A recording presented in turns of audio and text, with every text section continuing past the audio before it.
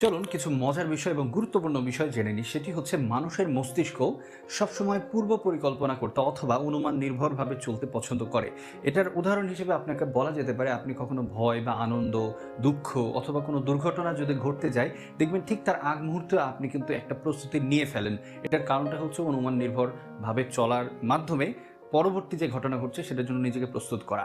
দ্বিতীয় কথা হচ্ছে, আমরা যদি কোনো বিষয়ে ভালোভাবে জ্ঞান অর্জন করতে চাই এবং সেটাকে মনে রাখার একটু চেষ্টা করি, তাহলে আমরা প্রসেস ফলো করতে পারি। প্রথমটি হচ্ছে লিসনিং, আপনাকে শুনতে হবে। দ্বিতীয়টি হচ্ছে রাইটিং, আপনাকে লিখতে হবে। অ্যান্ড দেন লাস্টেরটা আমরা স্পিকিং, যেটা আপনি নিজেই বলবেন এবং বলার পর সেটাও আপনি শুনবেন।